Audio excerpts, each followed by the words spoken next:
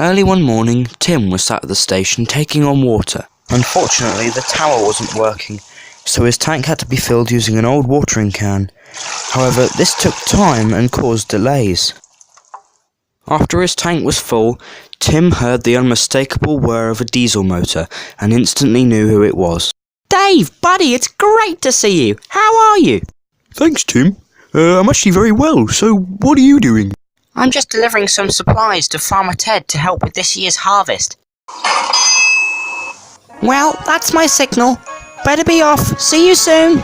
Okay, thanks, Tim. Have a nice journey. However, this wouldn't be a normal journey, as the loads were heavy, the couplings were old, and the trucks knew it. Let's break away, they giggled. And with that, a coupling snapped, leaving a single truck and the brake van stranded on the main line. Tim felt a jerk, but thought nothing of it and carried on. We've done it, giggled the trucks. Dave knew he had to act fast, as Lord Devon was due with the express. He had to clear the line, so he started up his engine and surged forward. Come on, engine, don't fail me now.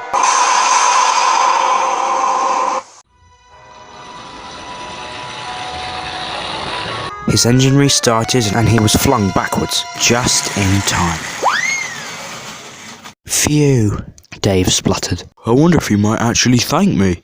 Of course he wouldn't. Being Lord Devon, he had to have an opinion about everything, and a conversation had launched into a full-scale argument. What do you mean, reckless riding? I saved you a trip to the works, you stuck-up steamy. Barely. Those trucks scratched my buffer beam, and at least I got the passengers to their destinations afterwards. That's why I'm the pride of the line, and you're just a shunting diesel. You're too puffed up in the smoke box. Pride of the line, ha. Besides, without my goods, all industry on the island would grind to a halt. Oh, do be quiet, Dave. You know the public will always prefer us.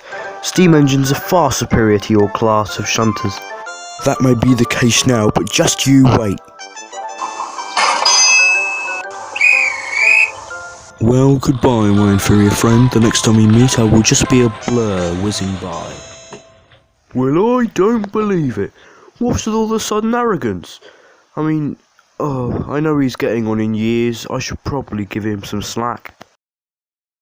What am I saying? I'm not going to take this. Driver, after him. Dave, stop. Your trucks haven't been secured. More speed, driver. More speed. We've just got to catch him. Dave, what are you doing? Proving a silly engine wrong. As they came round the bend, Lord Devon pulled ahead and thought he'd won, but at what cost? With a deafening crunch, he'd hit the water tower's ladder, and something inside him had snapped. His regulator was wide open. He couldn't stop. As he rumbled round the bend on the previous lap, he had caused a tree to fall onto the line. Use your brakes, shouted Dave, but they both knew it was too late.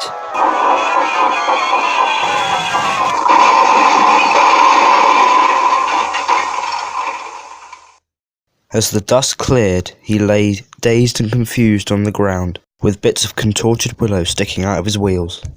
Luckily, apart from Lord Devon, no one was hurt, as the train he was carrying was just empty carriages. But then Dave chugged up to the two rear coaches, took one look and instantly knew what to do. Oh no, thought Lord Devon. He's come to laugh at me. But Dave knew this was no time for jokes, so put his engine in reverse to go and get help. Don't worry, your lordship, I'll get the crane. Wow, why is he doing all this after what I said? Anyone who's that devoted, I'm proud to call a friend. Later, Dave and the men arrived to start work on the accident and get the line cleared as quickly as possible. Took you long enough. Oh Dave, I'm so sorry about what I said. Do you think you'll ever forgive me? I probably will, since I'm just a shunting diesel. But let's cross that bridge when we get to it. Dave and the breakdown gang went along the train, fixing each carriage one by one.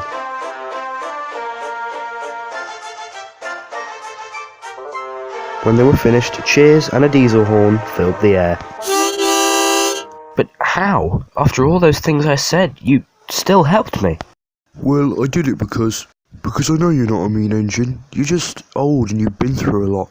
Besides, you can see I wasn't lying about the crane. Oh, before we do anything else though, let's just get Seamus to check you over one more time. Oh, a few little scratches there. Oh, some bent pipes. Broken coupling, smashed windows, chipped paint. But other than that, we're good. I think we're all done here.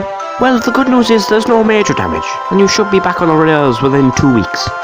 Thank you, Seamus. I'm so glad. But wait, who's that? Is that Mr. Oh no.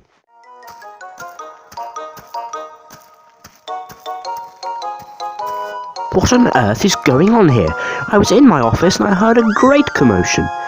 And as I'm walking down here, I see there were goods littered across the trackside, undoubtedly from Dave's trucks, as he flew past my window at twice the speed limit of the branch line. Give them a break, sir. Everything's fine now, and the important thing is they're friends again.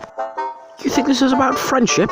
Friendship? I don't give a flying about your blibbing social status.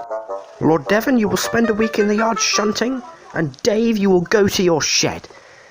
And Seamus, my office, now. May you all have a pleasant day. Oh, don't listen to him, lads. But I better go, so goodbye, and hopefully see you soon.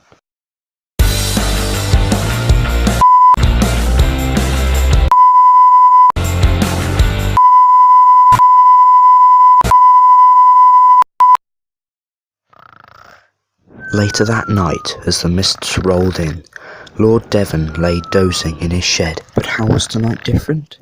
Well, it seemed the crash had evoked memories in Lord Devon's deep subconscious that he tried to suppress for years. It seems his past was coming back to haunt him. No, wait, stop! Please don't go, Lord Devon. I don't want to be alone. No, wait, what are you doing with those?